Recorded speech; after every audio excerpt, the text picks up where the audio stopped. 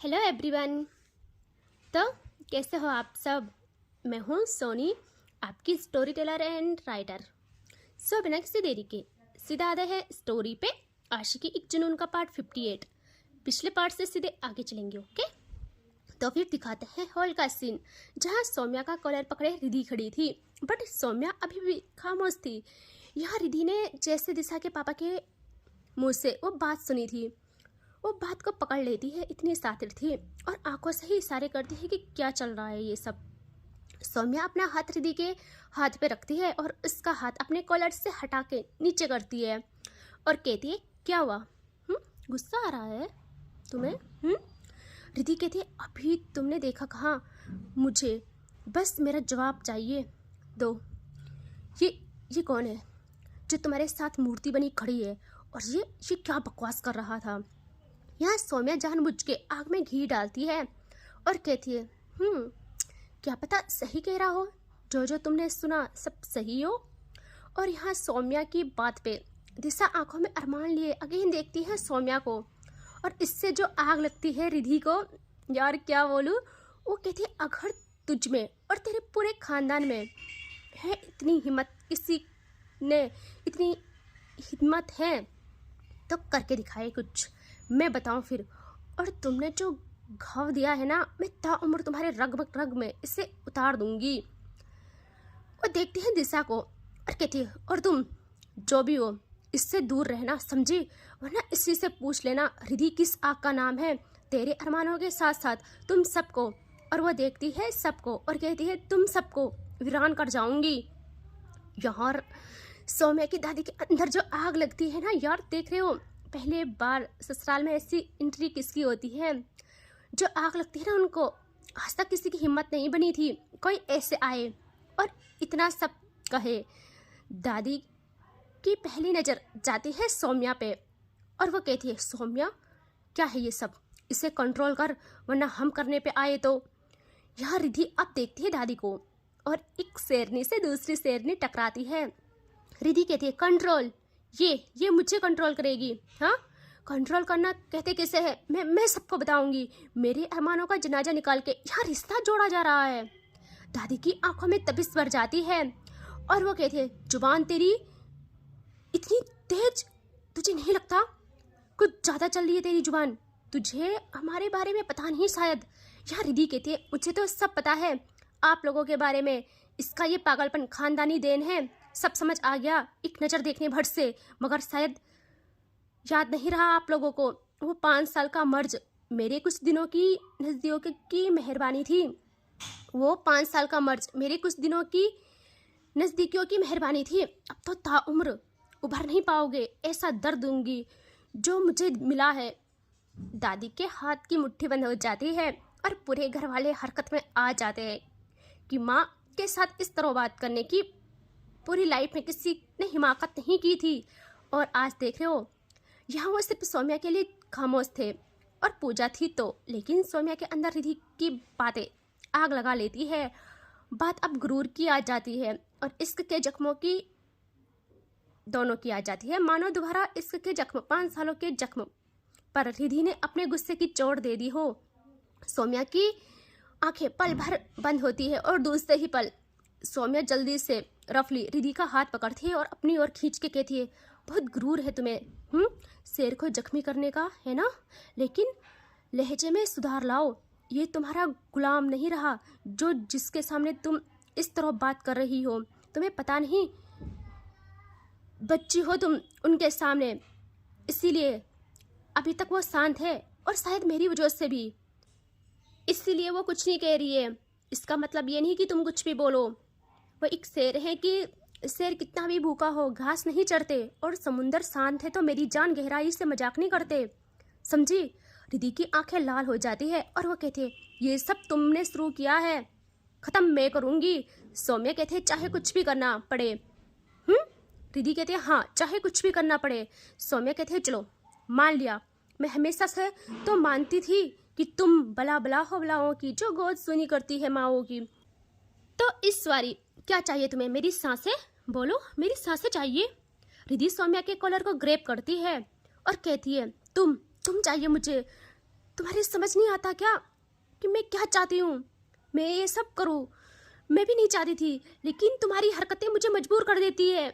सौम्या जल्दी से रिद्धि के जो को पकड़ती है, भाई देख रहे हो, और सबकी नजरें इन पे, और कहती है डन, मैं तुम्हारी हर सांस तक तुम्हारी हूँ, ठीक है।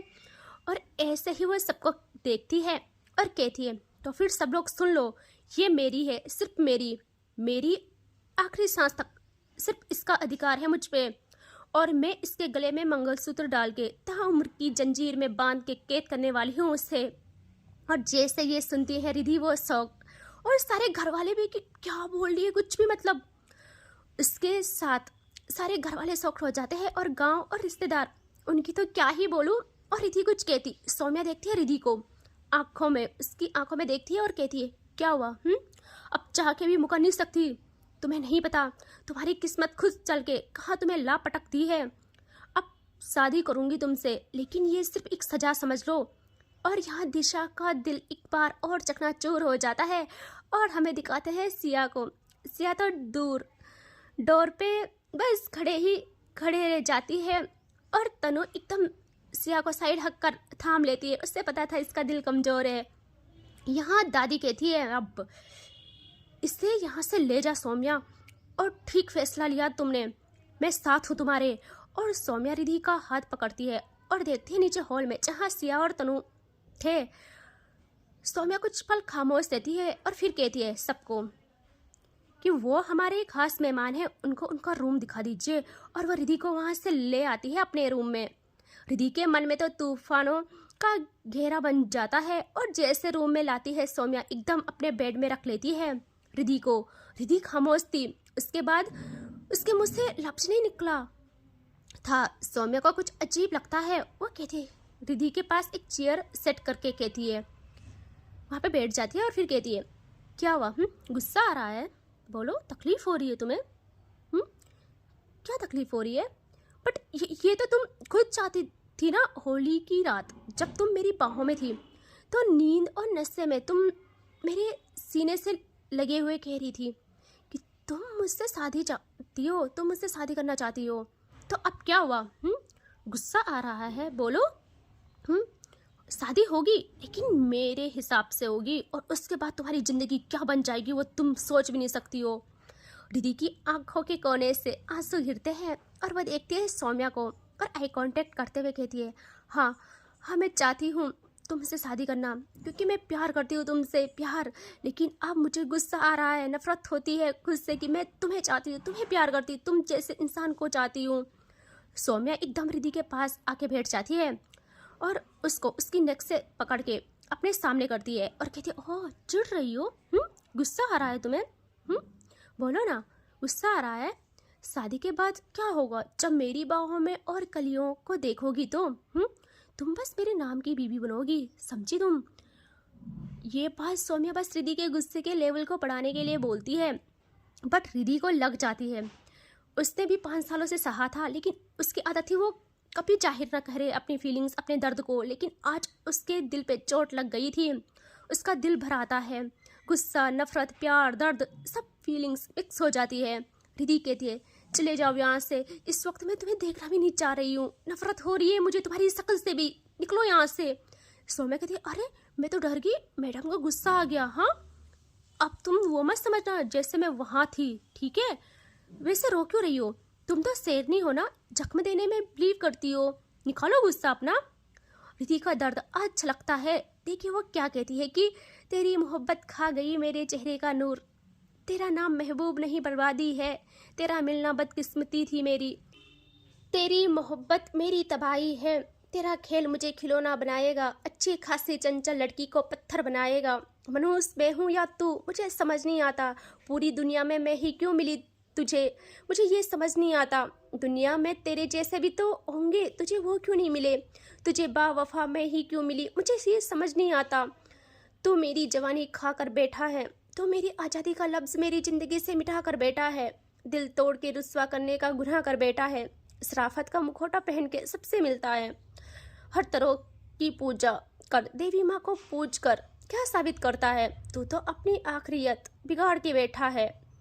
हाय रिद्धि का दर्द देख रहे हो, इन आखिरत मतलब मरने के बाद जो दुनिया होती है, परलोक कह सकते हो।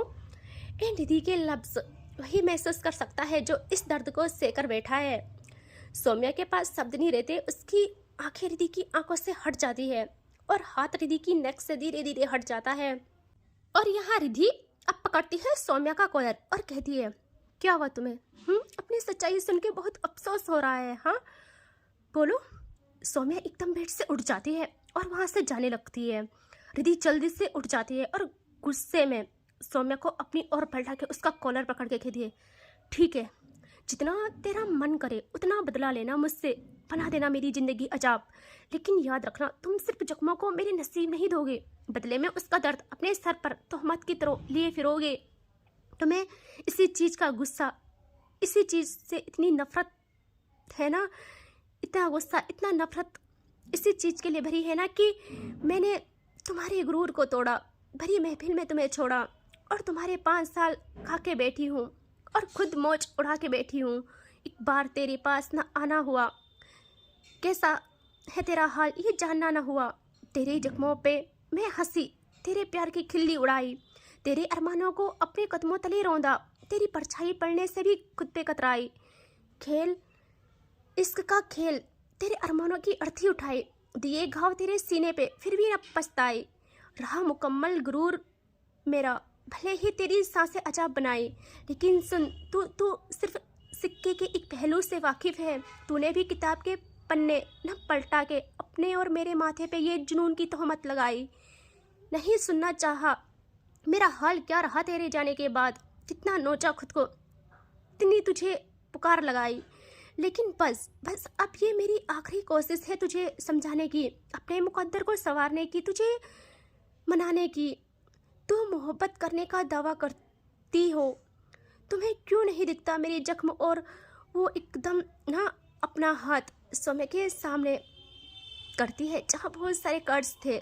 सौम्या के तो हाथ ठंडे पड़ जाते हैं जब वो रिधि के हाथ को देखती है और रिधि कहती है, बताओ तुम्हें मेरा हाल क्या कर गए थे तुम? ना सुना ना समझा, मेरे घर जला गए थे तुम। हाँ माना कि ये शुरुआत नफरत और खेल से हुई, लेकिन धीरे धीरे कर तुम मेरे दिलो दिमाग से लेके मेरे जिस्म के तक मालिक हो गए। ये मेरे सर का दर्द तेरी मोहब्बत की सजा है, मेरे दर्दों की एक तो ही वाजिब वजह है।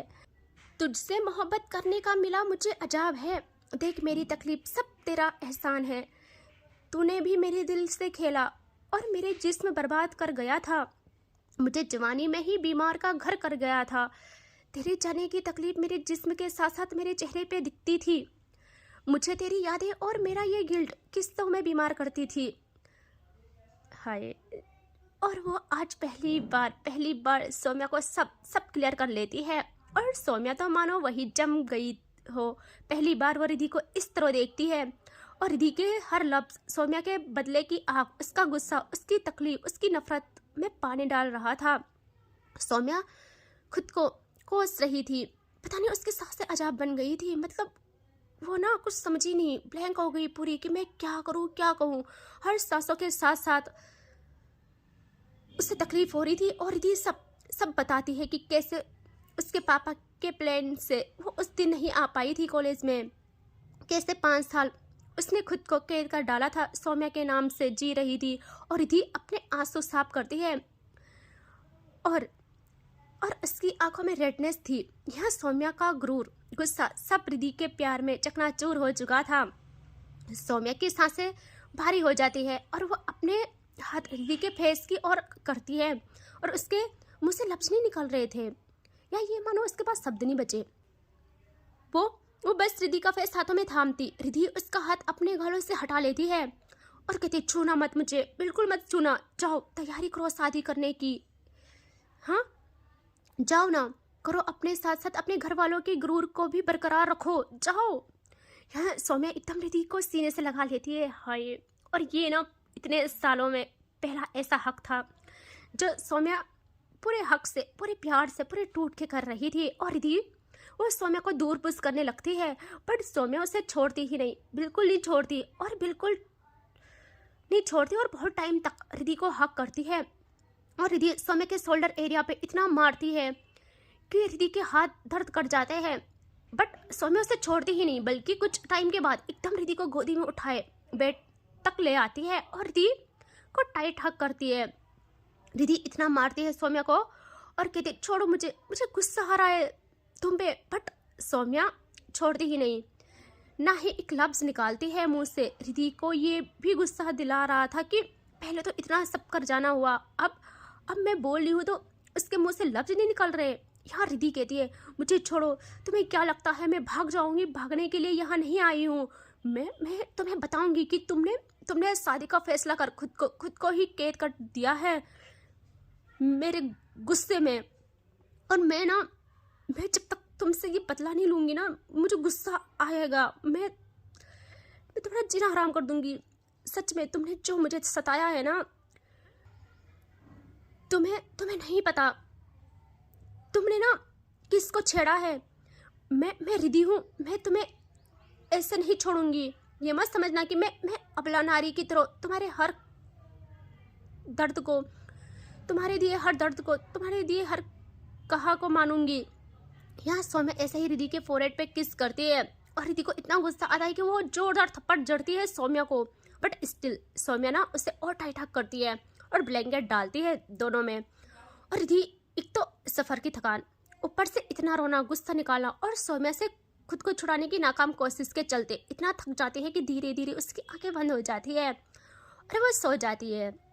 यहाँ सौम्या जब फील करती है कि रिधि कोई हरकत नहीं कर रही, खुद को छुड़ाने की कोशिश नहीं कर रही, अब देखती है वो रिधि को और उसका माथा चूमती है, उसे अपने सीने से लगा के सुलाती है और उसका हाथ पकड़ती है जहाँ वो देखती है कि कट्स लगे थे। और अब सौम्या वहाँ ना किस करती है और खुद से कहती है कि सौम्या इतना गुरूर, इतना गुस्सा, इतने बदले की आग में तू जली, ये सब तेरे लिए इतना इम्पोर्टेंट था जो तूने अपने प्यार के हाथों को तक नहीं निहारा।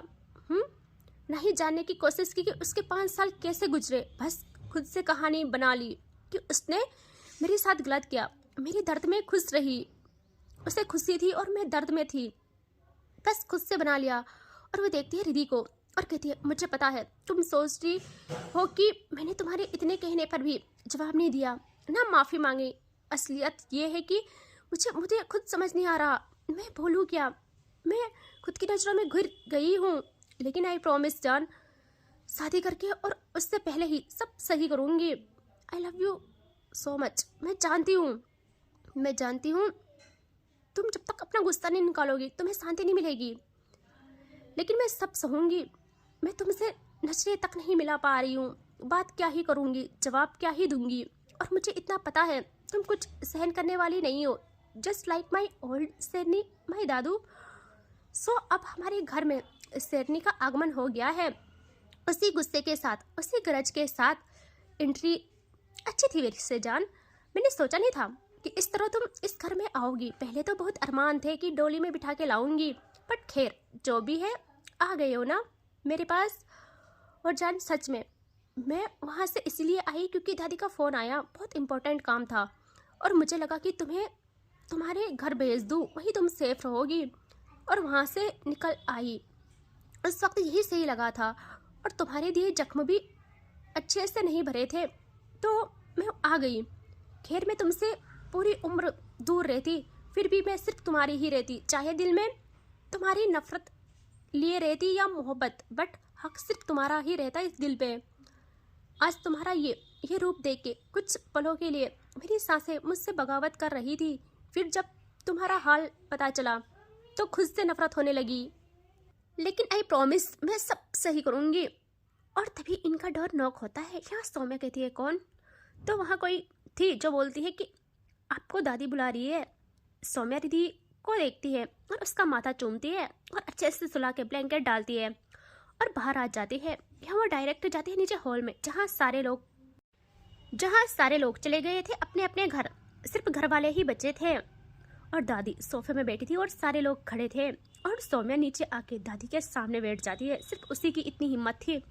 और दादी कहती है ये क्या था, बताओगी हमें? सौम्या कहती है आपको पता है ना वो कैसे बताया तो था सब कुछ। नहीं करती दादी वो सहन। तो दादी कहती है जो भी है, लेकिन कब तक ये ड्रामा चलेगा? जल्द से जल्द शादी करके ये सब खत्म करो, उसे राजी करो शादी करने के लिए। वैसे राजी ना भी हो तो कोई भी फर्क नहीं पड़ता हमें। आज तक इस खानदान की कोई भी बहू इस लहजे में मुझसे बात करने की हिम्मत नहीं करती है। और तुमने देखा नहीं किस तरीके से उसने पहली बार हमारे दहलीज में कदम रखा है। कौन ऐसे रखता है? उसका गुरूर तो तोड़ना पड़ेगा। बस उससे ये समझा दो यहाँ के तौर तरीके सिखा लो। और हाँ, किस तरह के कपड़े पहन के आई थी वो, उसे ये भी सिखाते ना। सोना कहती बट दादी वो अपनी मर्जी की मालकिन है और मेरा इश्क भी उस पर, ये पाबंदी मैं नहीं लगा सकती हूँ उस पर। और जैसे दादी ये सुनती है उनके हाथ सोफे पे जम जाते हैं और वो देखती है आंखों में अंगार लिए सौम्या को और कहती है इश्क? ओह, तो रंग लिया पल भर में उसने तुम्हें अपने रंग में। लेकिन जो भी हो, याद रखना मेरी बात, समझी तुम? ये घर, यहाँ के लोग, सबका जीने का रहने का एक तौर तरीका है। इन सबसे बढ़ के आगे जाने की आज्ञा सिर्फ तुम्हें मिली है, उसे नहीं। उसे ये फॉलो करने पड़ेंगे। और जिस तरह उसकी जुबान चल रही थी और जिस तरह भरी महफिल में उसका हाथ तुम्हारे गिरेबान तक चला गया, तुझे लगता नहीं है ये कोई छोटी बात नहीं है? सौम्या दादी की बात सुन के मन में ही कहती है दादी उसका हाथ मेरे गिरेबान तक चला गया, शुक्र मनाओ उसने भरी महफिल में मुझे थप्पड़ नहीं मारा, वरना मैं कुछ नहीं कर पाती दादी। और फिर आपका क्या रिएक्शन होता ये भी मैं झेल नहीं पाती। तो दादी कहती है ये छोटी बात नहीं है, उसे इसका हिसाब तो देना पड़ेगा। और हाँ, उसे ये भी समझा लेना कि वो किस घर की बहू होने वाली है और वो बाकी बहुओं को देखती है। और कहती है आप सब उसे समझा लेना।